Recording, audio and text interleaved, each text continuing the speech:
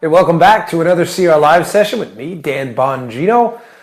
Thanks to everyone, by the way, who subscribes to my podcast, The Renegade Republican. I got really good news for you all. We are at now 3 million downloads for our show. It's only been up for about a year and a half, maybe a little more, the podcast. So thanks to you, we've blown past the 3 million download mark. I really appreciate it. I'll put the links to the show in the comments section of this Facebook Live, and I appreciate everyone who shares it, listens to the show, shares these live sessions. Thank you so much.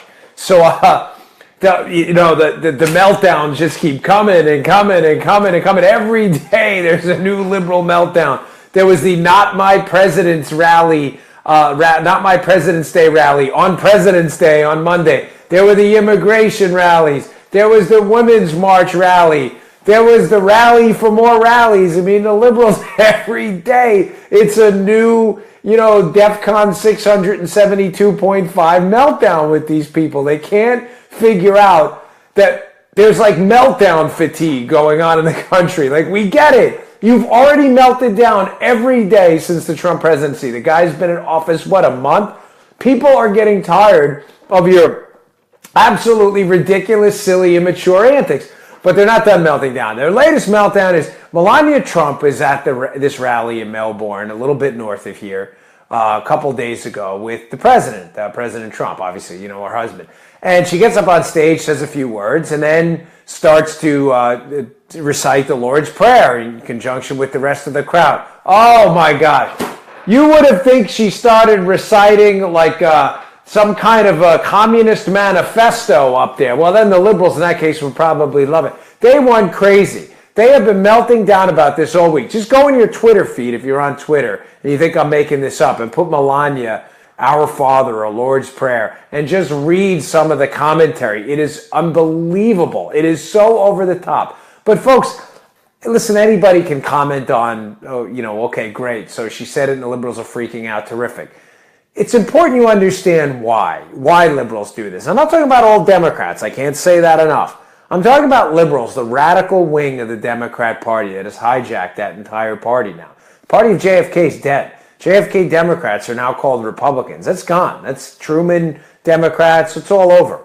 The party now, sadly, most of them have become hijacked by this far left wing. Folks, they don't want to be governed by any objective set of rules. And you know what Christianity is? Judeo-Christian ethics, the Judeo-Christian bedrock of the country, Judeo-Christian, say it slowly. It's a set of limiting rules. It is a set of a template for living, of a set of moral bedrocks given to us by a higher power. They talk about things in Christianity, big R rights given to us from God. These are things that, when we talk about the Christian philosophy based in our government, big R rights.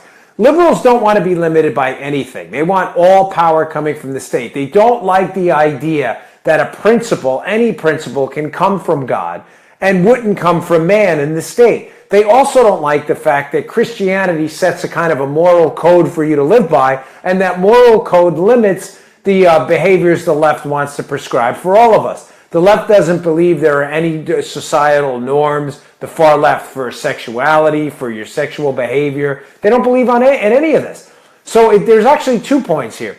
Number one, they don't want to be limited in their own private behavior. They think nobody should be judged ever. And it's certainly not my role to judge anybody else, but we should all be walking an objective path towards a better good. The left doesn't believe, the far left, in any of that. They believe everything's relative. Everybody should leave each other alone, do what you want. That's just what they believe in. They don't believe in any moral code, any moral prescription on how to live your life. But secondly, what gets in their way is, again, they believe in this all-encompassing power of the state. The state gives you your rights. They don't believe you're born with rights. They believe in little r rights, not big R rights, right? They don't believe in that. They don't believe that God has given us rights, that life, liberty, and the pursuit of happiness come from a higher power and that we're all entitled to that. They believe all of your little r rights should come from the state. And these are conflicting goals. Folks, I'm not making this up. Please. I'm not trying to sound super smart and deeply philosophical to impress you all. I'm not. I'm telling you, in my years within the Secret Service, in activism on the conservative side, a lot of the reading I've done, a lot of the conversation I've had with radical liberals. Again, I'm not talking about Democrats.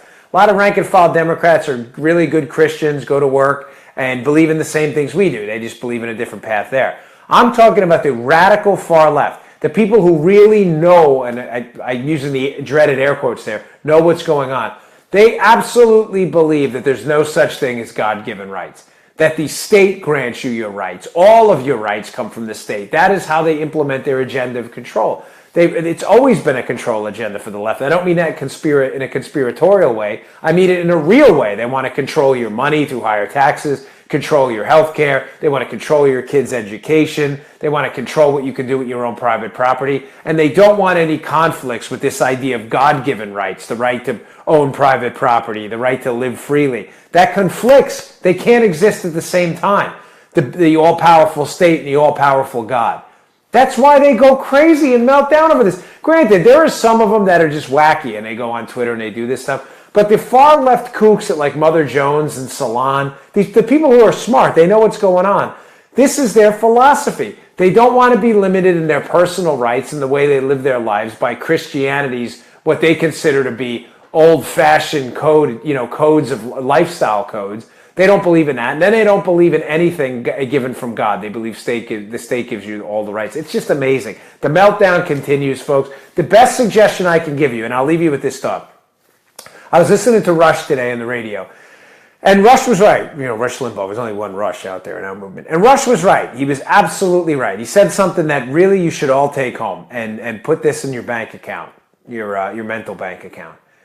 Ignore these people. Ignore them. They're not voters. They don't. If they would have voted, they would have won the election. They would have won their House of Representative seats. They wouldn't have been wiped out. They wouldn't have been wiped out at the governorships at the state level. Ignore them. No, they're out there, but do your thing. Stay active. Go register people. Knock on doors.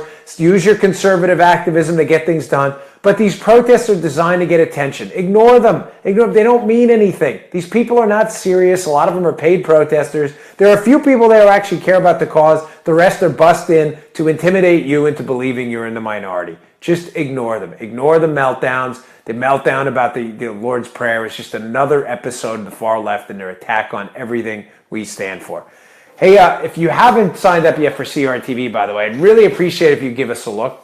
CRTV.com, we got Mark Levin's show there, Michelle Malkin's show, Steven Crowder's show. We got quite a lineup. It's commercial-free, high-definition content. We got some of the best studios out there, terrific conservative content. It's available for like $8 a month. Come on, you can't beat that. And give us a look, CRTV.com. And I'll see you at CPAC. You going to CPAC? Are you going to be there? Yes, you. Who's up? Let's see. Latricia, are you going to be there? Just the first name I saw in the comments. I'm reading them as we go. I'll see you. Stop on Radio Row. I'll be down there doing my show, The Renegade Republican. So say hi. I'd love to meet y'all. Take it easy.